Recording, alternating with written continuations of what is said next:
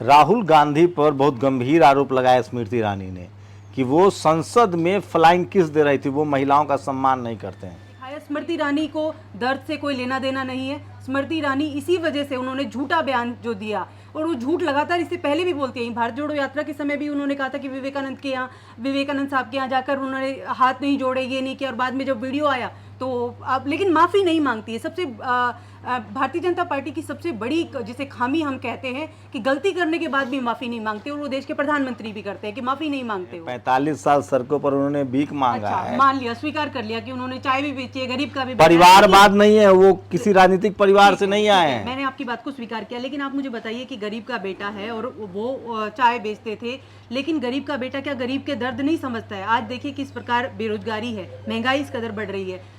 लगातार वो कहते हैं कि चाय बेचिए, युवाओं को कहते हैं पकोड़ा तलिए, ऐसा करिए। अब पकोड़ा तलने में भी तेल महंगा हो रहा है, तो तेल भी नहीं खरीद पा रहा युवा तो। मेरे साथ कांग्रेस की प्रवक्ता टीना करमबीर हैं। टीना, लोग कह रहे हैं, अभी टीवी पर खबरें चल रही है, इंडिया गठबंधन में दरार हो चुका है, आम आदमी पार्टी, नीतीश सब अलग अलग हो गए। जी देखिए, ये अपने आप में हम बार बार ये बात कह चुके हैं कि इंडिया अलायंस बहुत मजबूत है और किसी प्रकार की कोई दरार नहीं आई है। जिस तरीके से मीडिया में एक प्रकार का नैरेटिव बिल्ड किया गया है, वो कहीं ना कहीं हमें लगता है कि वो एक जानबूझकर क्रिएट किया गया है। और कोई अलायंस जो है, हम लोगों का जब से ये अलायंस बना है, भारतीय जनता पार्टी लगातार उसके ऊपर कभी घमंडिया कहती है, कभी इस तरीके की टिप्पणी करती है, जबकि आज से आज तक हमने कभी कोई ऐसी पार्टी को लेकर घमंडिया, क्योंकि घमंडिया कोई शब्द ही नहीं है, व्याकरण में वो शब्द नहीं है, और देश के प्रधानमंत्री संबोधित कर रहे हैं, बार बार घमंडिया कर रहे हैं, तो उनको मुझे लगता है कि हिंदी सीख लेनी चाहिए और व्याकरण पर भी थोड़ा ध्यान देना चाहिए। जी नहीं, लेकिन अलका लांबा ने कहा है कि हम 7 सीट की तैयारी कर रहे हैं, मतलब सारी सीट की गठबंधन में कोई सीट हिस्से आ सकता है या अलग लड़ेगी कांग्रेस? नहीं, दीपक बाबरिया साहब ने उस पर टिप्पणी कर दी है और उन्होंने कहा है कि अधिकृत बयान नहीं था, और उसको लेकर उन्होंने स्पष्ट कर दिया है कि कोई उस बात का, उस बयान का उन्होंने खंडन भी किया है, और उसके प्रूफ भी हैं हम लोगों के पास, जिस तरीके से उन्होंने आकर दीपक बाबरिया ने प्रेस कॉन्फ्रेंस करके बता दिया। जी राहुल गांधी पर बहुत गंभीर आरोप लगाया स्मृति ईरानी ने कि वो संसद में फ्लाइंग किस दे रही थी, वो महिलाओं का सम्मान नहीं करते हैं। जी देखिए, पूरे देश ने देखा है, और देश की खासकर बेटियों ने, कि जिस तरीके से भारत जोड़ो यात्रा के समय जब वो चल रहे थे, तो लगातार जो है महिलाओं से जब वो मिल रहे थे, उनका दर्द महसूस कर रहे थे।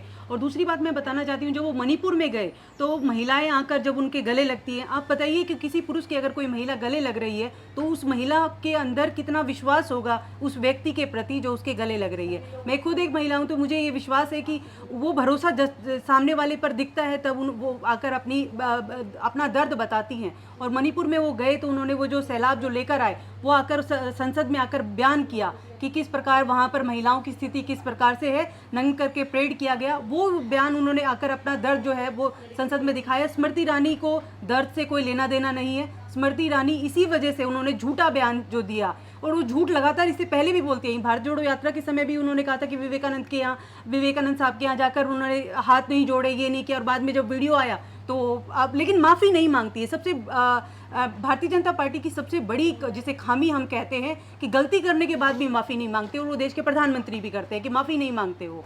जी तो राहुल गांधी की खैर संसद में तो वापसी हो गई है, लेकिन लोग कह रहे हैं कि 2014 से जो उनका वनवास है ना, वो चलता रहेगा।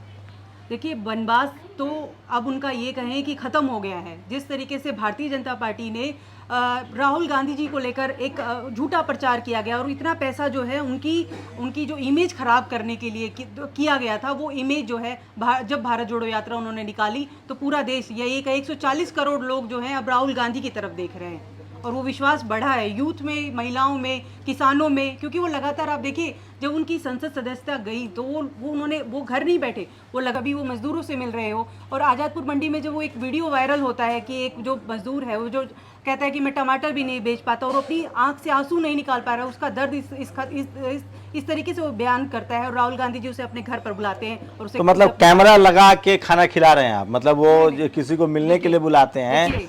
तो पहले राहुल गांधी जी दलितों के यहाँ खाना खाते थे, योगी जी भी खाते हैं, मोदी जी खाता सब है। अब राहुल गांधी ने अच्छा काम किया कि वो घर बुला के खिला रहे हैं, ये अच्छी बात है कि आप गरीब को, लाचार को घर बुला के खिला रहे हैं, लेकिन कैमरा लगा के खाना खाएंगे, कैमरा लगा के खाना खिलाएंगे, ये मार्केटिंग है।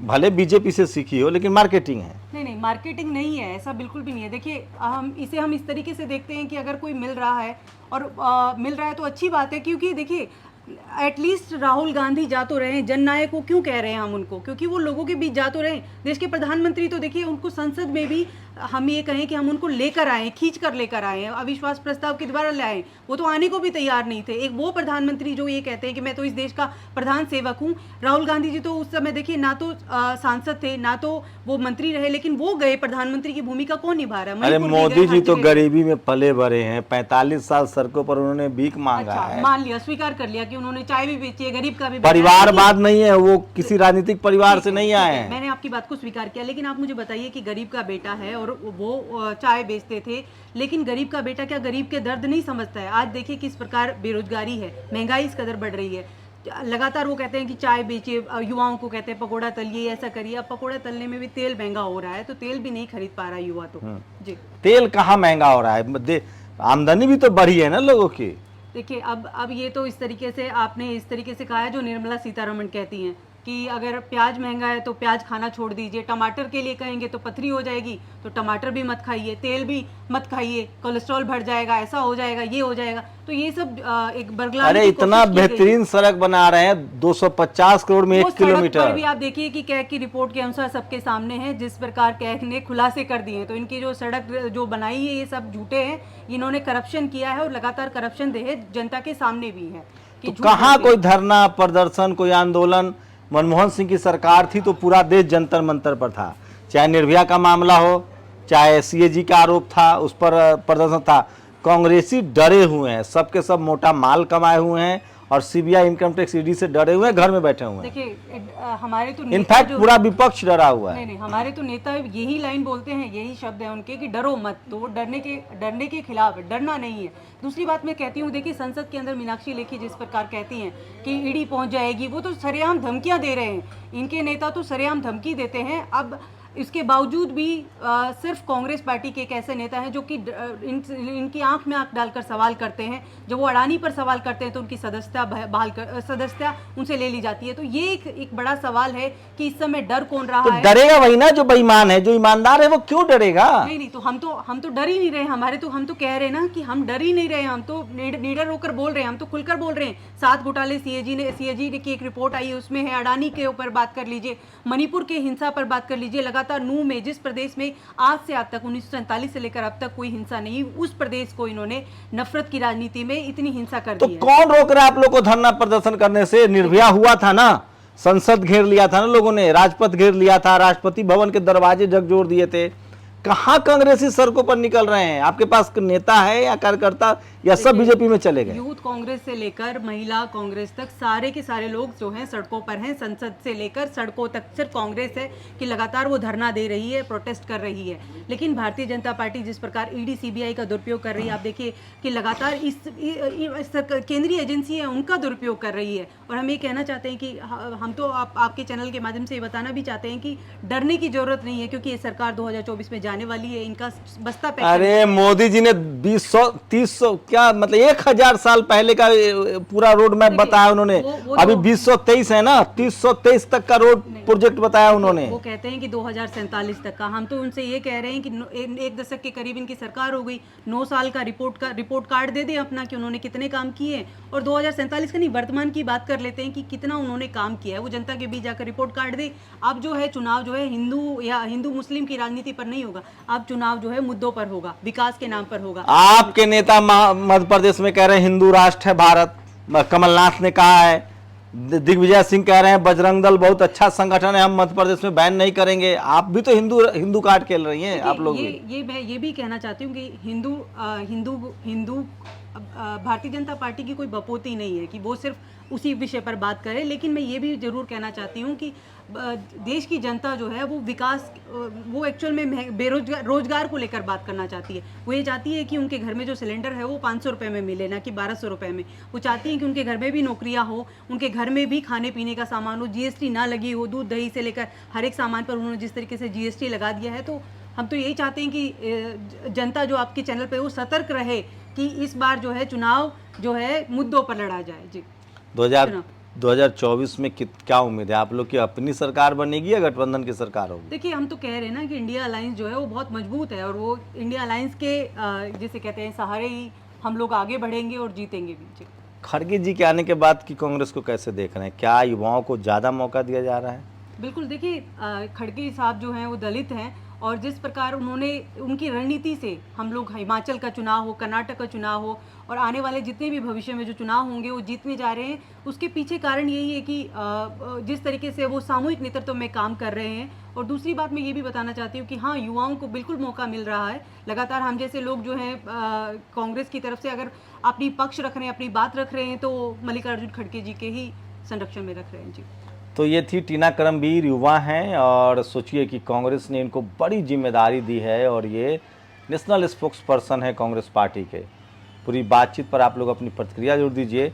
टीवी अखबार से कैसे मैनेज कर पाएंगे, क्योंकि टीवी अखबार में तो विपक्षियों के लिए स्पेस नहीं है। जी, देखिए इसीलिए ज़्यादातर जो कि YouTube के माध्यम से और हम अपनी बात रख रहे हैं प्रेस कॉन्फ्रेंस करके कि हाँ, ये बात बिल्कुल ठीक है कि मेन स्ट्रीम मीडिया हम लोगों को उतना कवर नहीं करता। आपने भारत जोड़ो यात्रा के समय भी देखा कि हम लोगों को मीडिया कवरेज नहीं था, बिल्कुल भी नगण्य था। जब कोई ऐसा बीजेपी या अमित मालवीय जी अगर कोई ऐसा ट्वीट कर देते थे तो उसके बाद हम लोगों को एक थोड़ा बहुत कवरेज मिलता था, लेकिन नहीं मिलता। इसलिए ये यूट्यूब एक ऐसा माध्यम है, सोशल मीडिया के माध्यम से हम लोग जनता के बीच में वहाँ तक हम लोगों की रीच पहुँच रही। तो ये थी टीना करमबीर। मैंने वो सवाल पूछे जो बीजेपी के नेता, प्रवक्ता या बीजेपी के जो सपोर्टर हैं वो कांग्रेस पर आरोप लगाते हैं।